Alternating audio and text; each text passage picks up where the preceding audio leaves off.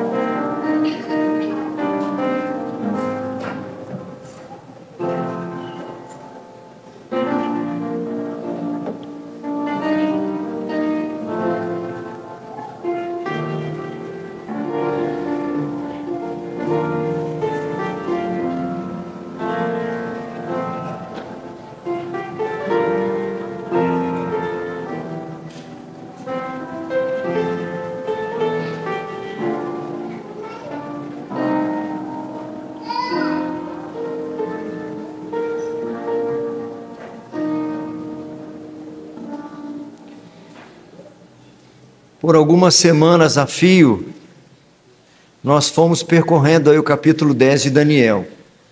Se não me falha a memória, ao menos as 3 primeiras exposições, nós lemos o livro, o capítulo todo de Daniel, capítulo 10. E eu repito, se não me falha a memória, as 2 últimas, ou 3 últimas, nós lemos só a porção específica daquele ponto, certo? E hoje faremos assim novamente. Eu percorrerei aqui o nosso esboço resumido, para irmos então para o último ponto. O tema aqui do capítulo 10 de Daniel, o conflito invisível e a glória do Deus que intervém. Para provar essa tese, 4 argumentos foram levantados até aqui. Nos 3 primeiros versículos, nós vimos a angústia do servo de Deus. Nós pudemos ver ali já um conflito acontecendo.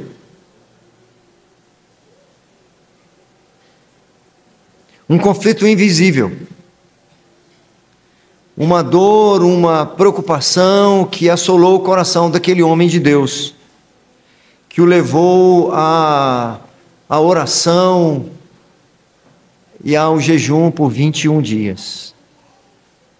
Vimos do versículo 4 ao versículo 9 a aparição gloriosa, quando o Redentor se revela. O conflito era invisível, mas a aparição gloriosa de Cristo foi revelada. O auxílio do Redentor foi notado. Dos versículos 10 ao 14, nós vimos a resposta do céu. Mesmo que demorada, ela veio, ou ela vem. Vimos no domingo passado, dos versículos 15 ao 19, o consolo do céu ao servo enfraquecido. E hoje, se o Senhor permitir irmos até o final, veremos um 5º destaque: o conflito invisível e o reino de Deus. Os 2 últimos versículos, 20 e o 21, dizem o seguinte: E ele me disse: Sabes por que eu vim a ti? Eu tornarei a pelejar contra o príncipe dos persas. E, saindo eu, eis que virá o príncipe da Grécia. Mas eu te declararei o que está expresso na Escritura da verdade. E ninguém há que esteja ao meu lado contra aqueles, a não ser Miguel, vosso príncipe. Oremos mais uma vez, meus irmãos. Ó Senhor dos exércitos, olha do céu e vê e visita esta vinha, que o Senhor mesmo plantou. Olha do céu, Senhor, e visite-nos com porções generosas do Teu Espírito, inundando-nos, ó Deus querido, com os Teus ensinos, com a Tua palavra, a ponto de transbordarmos, Senhor, a ponto de nossas ações e até mesmo os nossos pensamentos e desejos sejam norteados por ela, Tua palavra santa. Já pedimos-Te perdão, porque sabemos que muitas vezes nós tentamos tomar as rédeas da nossa vida e a conduzi-la conforme nos é mais aprazível. Mas reiteramos aqui, Senhor, que não queremos viver a nossa própria sorte. Queremos ser corrigidos pelo Senhor. Não nos deixes à mercê do nosso coração, não nos deixes à mercê do senso comum, não nos deixe à mercê do inimigo das nossas almas. Ajude-nos, Senhor, a seguir por aquela porta, aquela única porta que é Jesus Cristo, que é estreita sim, mas é a única que conduz à salvação. E é no nome dele que nós te imploramos, Senhor, recebe-nos na tua presença, aceite-nos, ó Deus querido, e o culto com nossas vidas sendo oferecidas ao Senhor, que na mediação de Jesus, nossa presença seja aceita e prazerosa diante do Senhor, e que teu Espírito habilite-nos a ouvi-lo, a compreendê-lo. Instrua-nos nesta hora, Senhor. Alimente nossas almas. É a oração que fazemos no nome precioso de Jesus. Amém. Antes de passarmos para a visão final do livro do profeta Isaías, nos capítulos finais, no 11 e no 12, nós somos alertados, somos advertidos sobre uma realidade que nós sabemos, a maioria de nós já sabe, mas nós não costumamos trazê-la para o nosso dia a dia. Assim como muitas outras doutrinas, nós temos uma dificuldade de nos lembrar dela quando precisamos. E para que nós não nos esqueçamos, o Senhor então as revela reiteradamente nas Escrituras e aqui também no livro do profeta Daniel. Tem lições preciosas para nós. Esse capítulo, meus irmãos, de um modo geral, com o reforço desses dois últimos versículos, ensina para nós quem de fato são os verdadeiros inimigos dos trabalhos de Deus, ou da obra de Deus. Esse ponto ele é de considerável importância. Há muitos textos que reforçam isso para nós, para abrir os nossos olhos quanto aos verdadeiros inimigos da obra de Deus. Nós não devemos sair deste capítulo sem ter isso muito claro para nós. Em algumas das exposições aí no capítulo 10, eu acredito que na primeira ou na segunda, eu mencionei o primeiro conflito que o profeta Daniel está sentindo ou está passando. É porque ele é informado que os seus irmãos que voltaram para Jerusalém para reconstruí-la, por conta dos seus adversários e de várias adversidades, tiveram de interromper as obras. Sob a liderança de Zorobabel, um descendente de Davi, da tribo de Judá, ele retornara para Jerusalém há mais ou menos 2 anos depois, há 2 anos o decreto do rei Ciro. Todo o trabalho que Zorobabel e os poucos companheiros que voltaram para Jerusalém para reconstruir os muros, inicialmente, havia sido interrompido. Eis aqui um primeiro conflito de Daniel. Quem eram os responsáveis por essa interrupção? Refresquemos nossa memória. Lá no primeiro sermão, quando estava expondo os 3 primeiros versículos, eu li um trecho grande do livro de Esdras. E abrindo um parênteses para nós, alguém disse esses dias para mim que tem feito a leitura da Bíblia na sua devoção pessoal de forma cronológica, é muito interessante. Vou sugerir que no ano que vem nós leiamos assim também. Vou pedir para Damares, quando for distribuir aqueles roteiros de leitura bíblica, faça dessa forma. Então você lê Daniel junto com Esdras. Então no capítulo 10 de Daniel, o que está acontecendo no entorno? Então tem coisas que estão acontecendo que são reveladas no livro de Ezequiel, que é profeta contemporâneo de Daniel. Os dois estão no cativeiro ao mesmo tempo. Daniel está falando para a liderança na corte e Ezequiel está falando para o povo, certo? E paralelo a isso, está aqui no capítulo 10, por exemplo, está acontecendo o que está no livro de Esdras e depois de Neemias, especificamente aqui em Esdras. Eu não vou ler aquele trecho todo, mas daqui a pouco eu vou ler 2 versículos lá de Esdras, certo? Aqui no versículo 1, nós encontramos esse detalhe histórico. No 3º ano de Ciro, rei da Pérsia, foi revelada uma palavra a Daniel. O que foi revelado a ele? Justamente essa péssima notícia, que entre outras coisas demonstrava um revés. 70 anos depois do cativeiro, décadas em oração, rotineiras, 3 vezes ao dia, para que o povo fosse restaurado. O povo então pode voltar, ou ao menos uma pequena porção volta para Jerusalém agora, essa notícia. Aquele pequeno grupo se estabeleceu lá na Palestina. Daniel não foi com eles. Daniel devia ter que, na altura do campeonato, uma faixa de 86 a 90 anos de idade. Havia trabalhado esses anos todos, por 70 anos lá na Pérsia, e ele morre lá. Mas a esse velho profeta que havia orado insistentemente, então é trazida essa palavra de revés. E lá no livro de Esdras, eu vou destacar apenas 2 versículos, cujo título é Os inimigos fazem parar a construção do templo.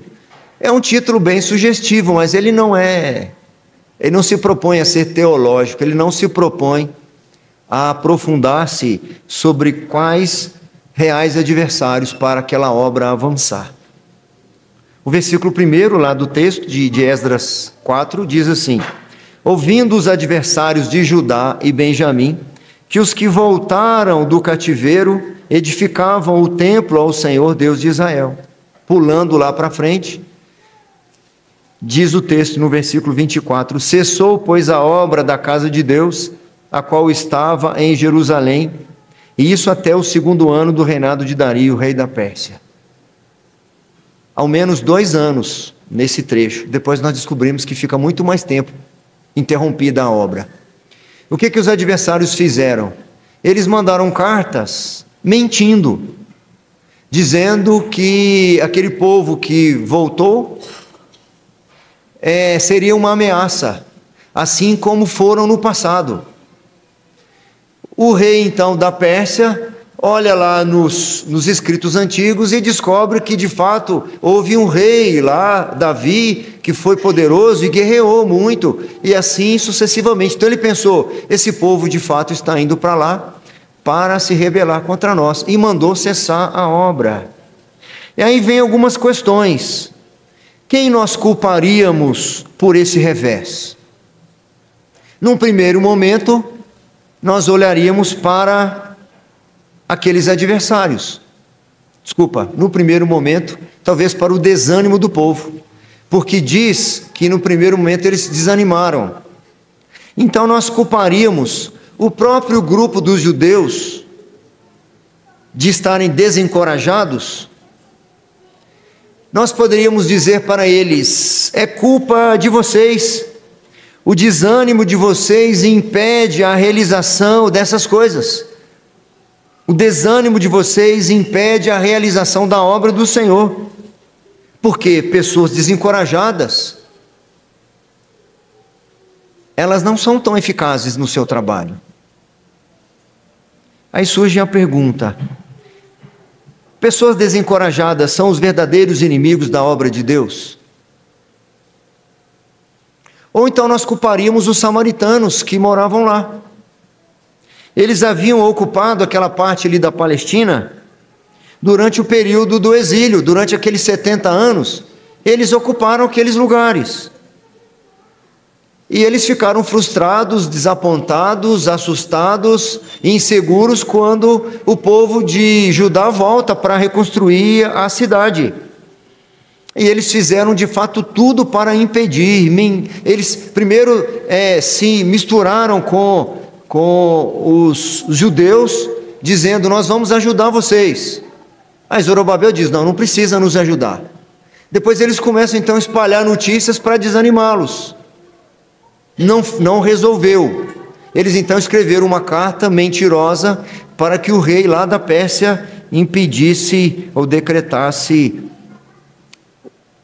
ou impedisse que a obra continuasse. Será que eram os desanimados os responsáveis?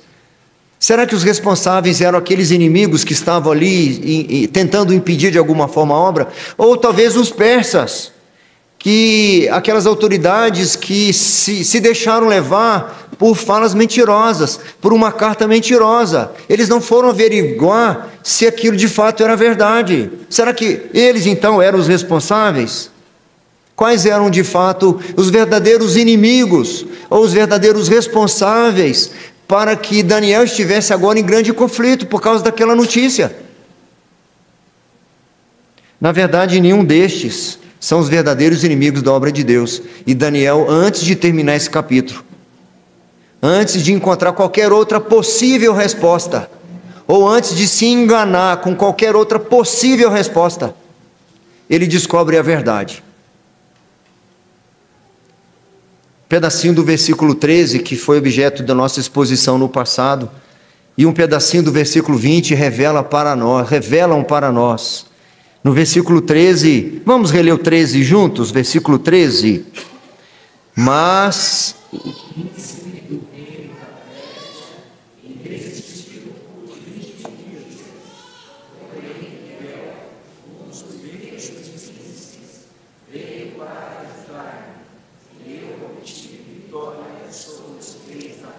olha que interessante, que há uma distinção aqui sobre quando há uma menção lá no versículo 1 do rei da Pérsia, no singular, e quando fala aqui no versículo 13,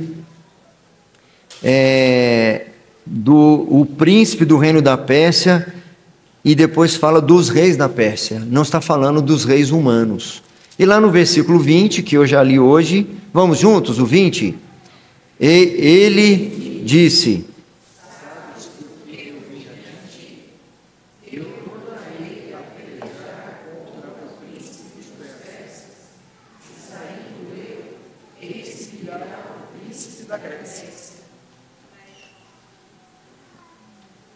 até o 20, tá bom, depois a gente vai no 21. Não é muito popular afirmar isso, meus irmãos. Não é muito comum abordarmos esse tipo de assunto. Que bênção o Senhor nos permitir seguir o texto expondo que a gente não escolhe os temas, a gente não escolhe os assuntos. Mas apesar de não ser tão abordado e nem ser popular, ele continua sendo verdade. A Bíblia ensina uma doutrina a respeito dos anjos. E essa doutrina ensina-nos que há anjos bons e há anjos maus. E os anjos maus são conhecidos como demônios. É ensinado nas Escrituras de ponta a ponta, tanto na lei como nos profetas, como é o caso aqui, como também no Novo Testamento, que os homens maus na terra são dirigidos, são regidos, são dominados por poderes espirituais do mal. Essas personalidades más, esses anjos maus, influenciam mentalidades, penetram até em mentes, são os verdadeiros inimigos da obra de Deus. E como nós rotineiramente nos esquecemos disso. Quando nós lemos os 3 primeiros versículos de Daniel, a gente percebe que já havia nele uma maturidade espiritual que foi reforçada aqui no final do capítulo. Porque só no final do capítulo o anjo diz isso para ele. Desde o primeiro dia que você começou a orar, eu fui enviado para trazer a resposta. Mas o príncipe da Pérsia me resistiu por 21 dias. Antes de Daniel ouvir o anjo dizer isso, que está lá no versículo 13, ou do que o anjo lhe diz aí no versículo 20, que nós acabamos de ler, Daniel, quando ouve aquelas más notícias, ele demonstrou para nós que não identificou aquela adversidade fruto meramente ou única e exclusivamente das responsabilidades humanas. Ele não foi na corte onde ele tinha acesso para poder reivindicar pelo seu povo. Nós vimos isso em outras ocasiões. Nós vimos isso quando a rainha Esther vai interceder pelo povo diante do rei. Nós vemos Neemias, o copeiro do rei, intercedendo em favor do povo. Daniel, mesmo sabendo que o rei da Pérsia fez um decreto ou mandou, respondendo à carta dos adversários, mandou parar a obra, ele não foi lá reivindicar nada com o rei, pedir por favor para que o seu povo fosse favorecido. Ele também não mandou nenhuma mensagem para o povo que estava lá em Jerusalém dizendo: ânimo, coragem. Que poderia fazer? Nós encontramos nas Escrituras muitos lugares como esses, em que o povo está sendo encorajado. Deus mesmo fala a Moisés quando o povo está saindo do Egito e se depara com o Mar Vermelho. A resposta do Senhor ao clamor do povo é: por que clamas a mim? Manda que os filhos de Israel marchem. Não é para falar nada comigo agora. Mas Daniel revela para nós, na sua atitude, que ele não responsabilizava meramente o desânimo do povo ou os samaritanos que lá moravam, nem mesmo o rei que fez o decreto. É por isso que os primeiros versos dizem aí para nós, versículo 2, vamos juntos? O 2 e o 3, naqueles dias eu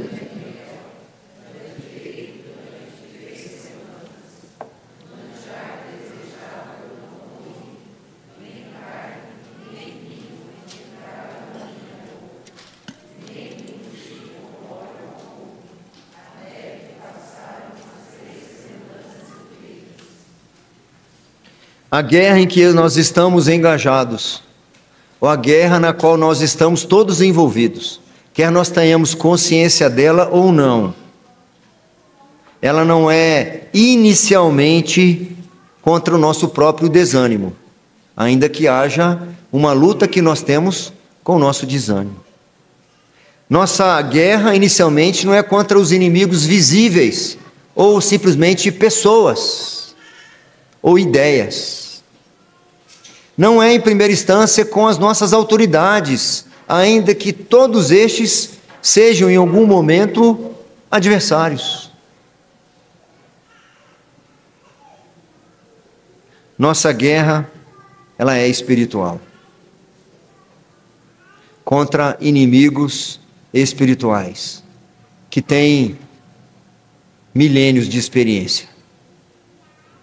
Isso fica muito claro para nós com o reforço que o apóstolo Paulo nos dá, quando, orientando os crentes de Éfeso, ele diz: porque a nossa luta não é contra o sangue e a carne.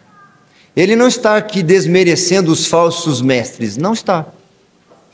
Ele os chama de cães, diz que João vai dizer que nós não devemos dar crédito a eles, que eles não são dos nossos. Mas isso não significa que há por trás de tudo isso um plano diabólico. E aí então aos Efésios ele diz: porque a nossa luta não é contra o sangue e a carne, e sim contra os principados e potestades, contra os dominadores deste mundo tenebroso, contra as forças espirituais do mal nas regiões celestes. Eu repito, não é popular falar essas coisas. Pode incomodar alguns, pode afugentar outros, pode até amedrontar alguns. Mas as Escrituras nos ensinam que há um reino espiritual, há um conflito invisível que se torna visível nas nossas próprias experiências. Quem nunca discutiu com alguém, sobretudo com o cônjuge, e que é um desgaste triste no final da história? Os dois saem perdendo. Ninguém ganhou, ninguém venceu, a não ser o inimigo das nossas almas, que interveio semeando contenda, discórdia e divisão. As Escrituras ensinam que a sua missão é matar, é roubar e é destruir. É muito importante nós reconhecermos isso. Nós muitas vezes podemos nos frustrar, por exemplo, por pessoas que resistem ao Evangelho, pessoas que nós amamos, filhos, parentes de um modo geral, que nós falamos do Evangelho, e nós podemos nos sentir frustrados, achando que em algum momento foi a minha inabilidade, eu não sei falar direito, pastor.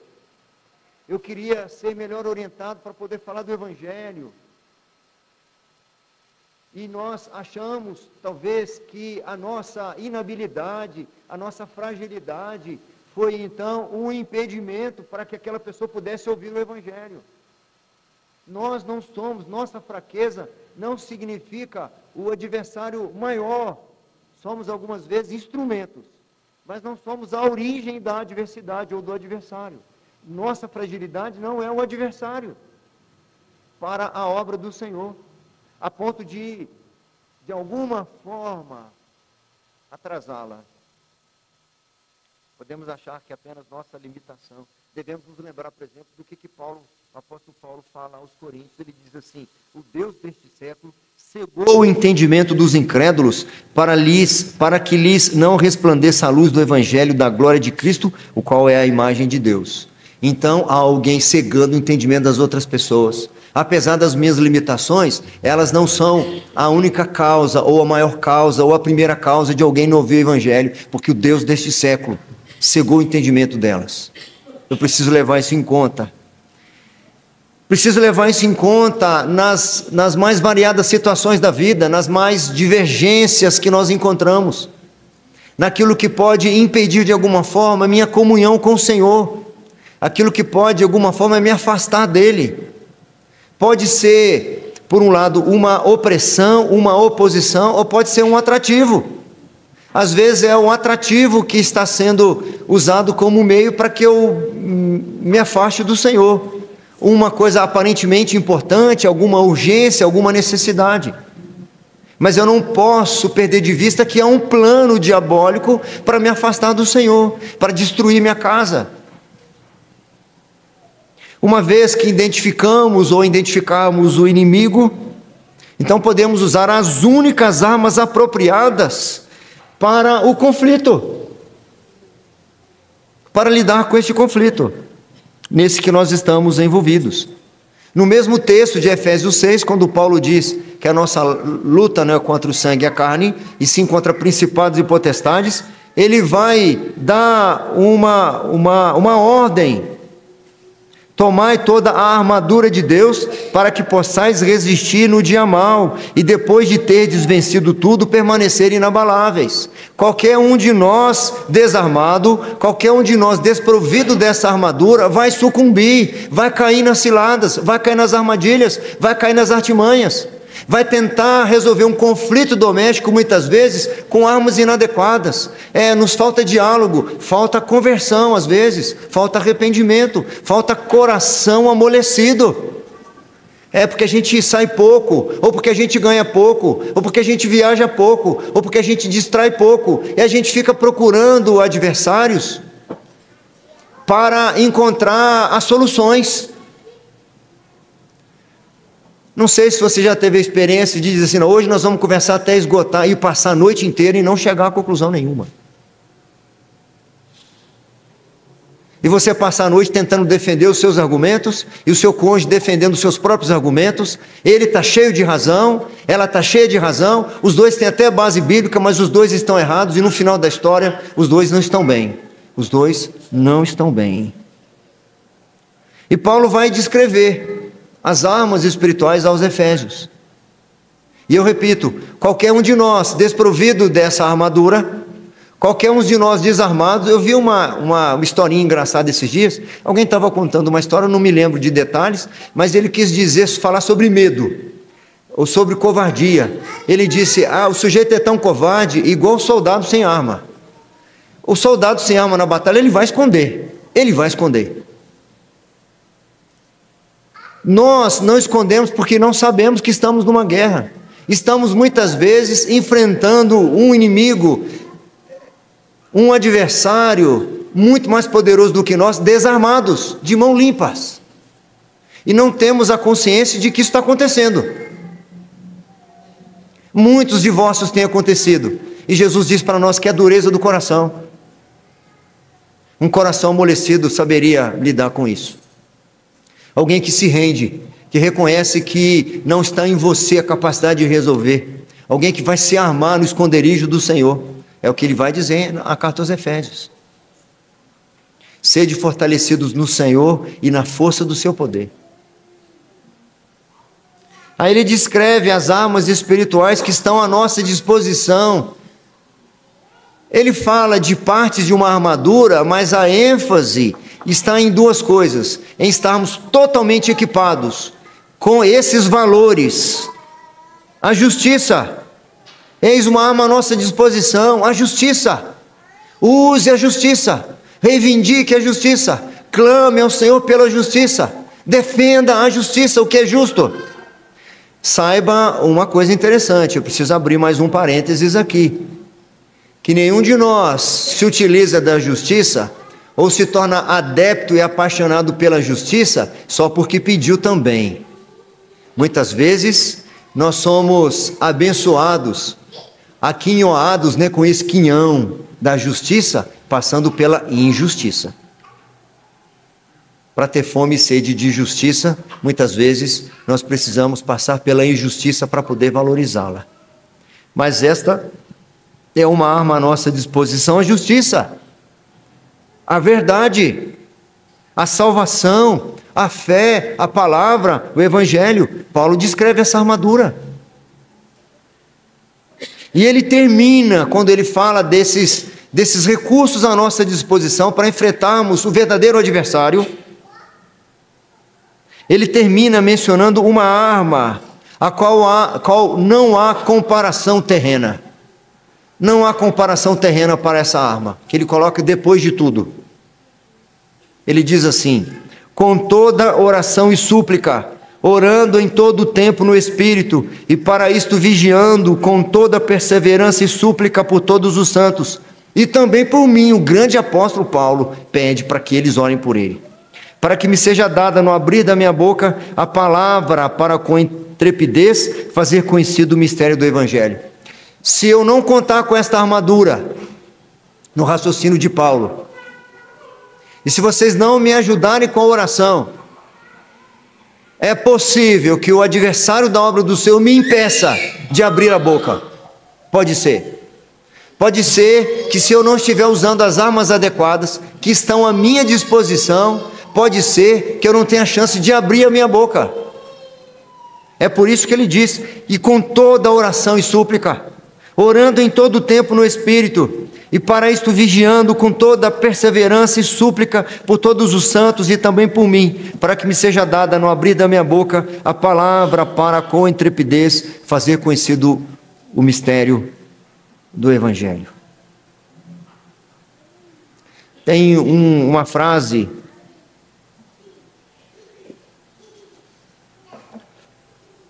que não é um versículo bíblico, mas há princípios bíblicos revelados lá. Muita oração, muito poder. Pouca oração, nenhuma oração.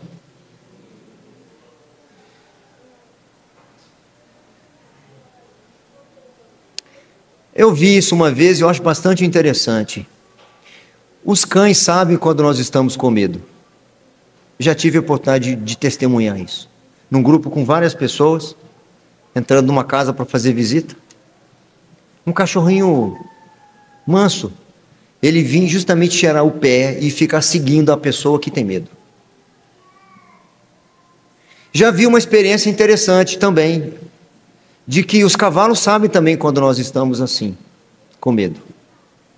Estava num passeio uma vez com o povo da igreja, num sítio, e tinha um cavalo para andar lá. Um pangaré de orelha murcha. As pessoas sentavam e o sujeito ia puxando o cavalo pelo cabresto. Ele ia lá muito desanimado. Quando o sujeito foi montar no cavalo, ele levantou a orelha, já saiu no galope. Falei, então ele corre. Ele é folgado assim só com os outros. Ele sabe quem tem medo dele. Agora nós estamos muitas vezes numa guerra que o nosso adversário tentou Jesus Cristo. Ele disputou com o arcanjo Miguel acerca do corpo de Moisés. E diz na carta de Judas, quando o arcanjo Miguel contendia com Satanás acerca do corpo de Moisés, ele não usou de juízo infamatório, antes ele disse, o Senhor te repreenda. O Senhor providencia esses adversários, não para que a sua obra seja interrompida, mas para que nós reconheçamos que só há um lugar de refúgio, só há um lugar de fortaleza, só há uma fonte de proteção em que nós estamos seguros, e Ele nos alerta em relação a isso. O conflito espiritual, meus irmãos, exige que recorramos à oração. Pouca oração, pouco poder.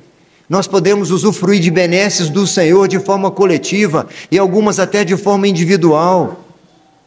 Mas não salgaremos como devemos salgar, não refletiremos a luz do Senhor como deveremos refletir, se nós não estivermos equipados com toda a armadura do Senhor, e eu destaco dentre elas a oração, meus irmãos. Nós muitas vezes estamos caindo nas ciladas, estamos sendo assediados, sendo afetados por setas, caindo em armadilhas do inimigo, criando contendas, resistências e situações em que ele está de fora simplesmente se divertindo e marcando pontos na sua tabela. Mais uma vitória para ele, mais uma perda para nós. É por isso que é necessário que nós recorramos à oração. Não foi uma vez só que nós ouvimos nas Escrituras nosso Senhor falar para os seus discípulos, essa casta só com jejum e oração. Eu vou ter que repetir isso mais algumas vezes, mas é por isso que esse homem de Deus está aqui 21 dias orando, jejuando, clamando diante do Senhor, num conflito interno, porque essa é a arma que lhe estava acessível. No versículo 12, Daniel nos encoraja a perceber que desde o momento em que começamos a orar, o auxílio está a caminho. O versículo 12, o anjo diz para ele, não temas, Daniel, porque desde o primeiro dia em que aplicaste o coração a compreender e a humilhar-te perante o teu Deus, foram ouvidas as tuas palavras, e por causa das tuas palavras é que eu vim. Um anjo veio falar com ele porque ele se dispôs no seu coração a clamar ao Senhor. Mas nós temos dificuldade porque o nosso coração é duro, meus irmãos. Nosso coração é duro. Nós queremos resolver do nosso jeito, com os nossos argumentos, com a força dos nossos braços, com a força da nossa palavra. Nós recorremos pouco ao Senhor porque não reconhecemos de fato que Ele é o nosso socorro bem presente nas tribulações. Às vezes nós precisamos estar em tribulações terríveis, quando nos faltam possibilidades de recursos, para então nós reconhecermos que é só Ele, somente Ele. E é tudo dEle, é tudo por meio dEle, é tudo para Ele. Como Daniel, meus irmãos, nós podemos ser obrigados a agonizar durante um tempo, louvado seja o Senhor. Antes de nós recebermos qualquer resposta, qualquer sinalização, mas as Escrituras dizem que o Senhor sempre responde à nossa oração, ainda que seja não, Ele não nos deixa sem resposta. Mas Ele ouve desde o primeiro momento que dispomos nosso coração à oração. Ele ouve. Não quer dizer que naquela mesma hora Ele vai dizer sim, ou vai responder ainda que seja não. Há um comentarista que diz o seguinte: há tremendo poder na oração. Foi pela oração que o exílio terminou. Foi pela oração que Ciro foi movido a fazer seu decreto histórico. Quando o trabalho foi interrompido, Daniel recorreu à oração. Pouco depois, o trabalho recomeçou. Os inimigos foram frustrados e Deus enviou novos líderes para exortar e encorajar o povo. Finalmente, o templo foi reconstruído e nada pôde impedi-lo. Os irmãos já devem ter me ouvido dizer várias vezes que não é nossa oração, não move o coração de Deus. Nossa oração não muda os planos de Deus. Nossa oração adequa o nosso coração a depender do Senhor, a aguardar do Senhor a resposta e a solução. E Ele muitas vezes permite, como aqui no caso, essas adversidades, não para confundir-nos. A culpa são dos samaritanos. Não. É para que nós procuremos a mesma resposta, o mesmo tipo de auxílio. Naqueles dias eu, Daniel, pranteei durante três semanas. Há uma batalha espiritual real por detrás da história visível. Seu filho não é só teimoso porque é uma característica do seu caráter. Seu filho não é só rebelde porque você falhou talvez em corrigi-lo. Talvez você tenha falhado em corrigi-lo, sim. Talvez, de fato, seja uma falha do caráter dele. Mas nós não podemos perder de vista que há alguém jogando um contra o outro, destacando, aumentando, explorando as falhas e fraquezas de cada um de nós, as aumentando sobremaneira. É por isso que quando nós temos uma divergência, nós temos dificuldades de elencar os pontos positivos em alguém. Eu já tive a chance de fazer isso com casais e pedir para que fizessem uma lista, e estavam em crise, em conflito. Pedi que elencassem as virtudes um do outro. Eles não conseguiam passar de 2 ou 3 adjetivos, 2 ou 3 qualidades. Mas quando eu perguntei, destaque aqui o que você não gosta no outro. Me lembro direitinho um casal que eu fiz isso, a lista foi bem grande. Passaram de 10. O inimigo cega a nossa compreensão. A gente não consegue ver tudo de bom que o outro fez. A gente não consegue ver. A gente acha que simplesmente é o nosso jeito de ser, quando muitas vezes estamos sendo manipulados, enganados. E eu repito isso talvez pela 5ª vez hoje, caindo numa armadilha. Algumas vezes eu digo isso, acho que eu caí numa armadilha.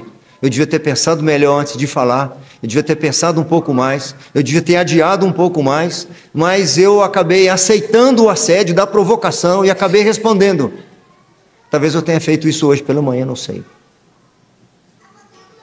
Há uma batalha espiritual real por detrás da história visível. O anjo fala do príncipe da Pérsia, ele fala do príncipe da Grécia, e ele disse que houve batalha e haveria outras batalhas. O príncipe da Pérsia me resistiu e vai continuar resistindo. Ele diz isso aqui. E ele disse, o anjo dizendo para Daniel, lá no 20, sabes por que eu vim a ti? Eu tornarei a pelejar contra o príncipe dos persas, e saindo eu, eis que virá o príncipe da Grécia. Mas eu te declararei o que está expresso na Escritura da verdade, e ninguém há que esteja ao meu lado contra aqueles a não ser Miguel, vosso príncipe. Caminhando para a nossa conclusão. Que diferença fez Daniel saber disso? Nós já sabemos que o propósito desse tipo de literatura, entre outras coisas, era encorajar o servo do Senhor. E era fortalecer o povo. Então, quando Daniel, que já era um homem temente a Deus, que já recorria à oração nos conflitos, não procurava meramente ou resumia sua busca a possibilidades humanas, ele ia procurar resolver os seus conflitos na oração. Nós já vimos isso no passado. Quando o rei Dario decretou que ninguém deveria orar ao seu Deus, senão seria lançado na cova dos leões, era um grande conflito. O que ele fez? Ele foi orar. Aqui de novo, o que ele fez? Ele foi orar. Mas ainda assim o Senhor lhe revela que havia coisas por detrás de Dario, por detrás de Ciro, por detrás dos samaritanos e por detrás dele mesmo, que ele precisaria levar em conta, não só para ele ser encorajado, mas para todos nós, como igreja, sermos fortalecidos. O mesmo Cristo glorioso que se revelou a Daniel, ele se revela a nós e intercede por nós. Ele disse que estaria conosco todos os dias, até a consumação dos séculos. Nós precisamos estar conscientes do nosso perigo, para então valorizarmos o refúgio do nosso Senhor. Não há ninguém que possa com o nosso Deus. Não há ninguém que possa com o valente que é Cristo Jesus. À medida que Ele ocupa o nosso coração, nenhum outro valente entra mais nessa casa. Nós precisamos de fato de nos exercitar nos preceitos espirituais. Nós não podemos nos contentar e vir aqui rotineiramente aos domingos quando não falharmos. Nós não podemos nos contentar com alguma religiosidade superficial, para não corrermos o risco dos fariseus que se contentavam com aqueles jejuns semanais para ser visto pelos homens, assim como suas longas orações nas praças. Nós precisamos de fato nos prostrar ante o Senhor que nos criou e nos formou, reconhecendo que há muitos perigos por aí, há muito mal que nos rodeia, que intenta para destruir a nossa casa, fazer ruir nosso casamento, levar e devorar os nossos filhos. E Daniel aqui não só ouve a mensagem de que Miguel foi em favor desse anjo, como ele tem a oportunidade de ver o próprio Cristo glorificado. Nós não precisamos mais ver o Cristo glorificado para sermos fortalecidos com esta verdade. Nosso Senhor está aqui entre nós, Ele está aqui conosco. Mas é com Ele que nós andamos, é aos pés de Cristo que nós estamos prostrados. Quem é de fato o Senhor das nossas vidas? Quem é de fato o Senhor das nossas intenções, dos nossos desejos?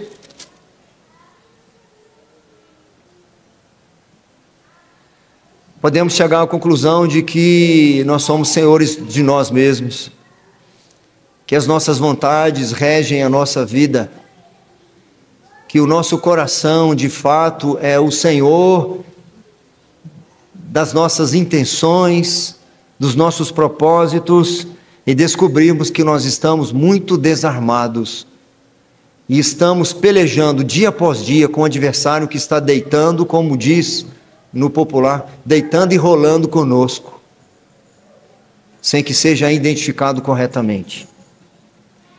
Aprendemos que Deus cuida dos seus servos com sua palavra, com suas promessas, com suas revelações, e que nada foge ao seu controle. Ele reina sobre a Pérsia, Ele reina sobre a Grécia, sobre a Babilônia, sobre a Roma, e Ele reina sobre o nosso tempo. Os capítulos seguintes vão falar de um mal crescente, mas Daniel estará tranquilo agora para ouvi-lo. Capítulos seguintes reforçarão de maneira até mais explicada que o mal avançaria, que o povo sofreria nas mãos de impérios perversos, que haveria uma crescente na perversão e na corrupção. Mas Daniel está agora fortalecido, porque ele sabe que o seu Redentor vive.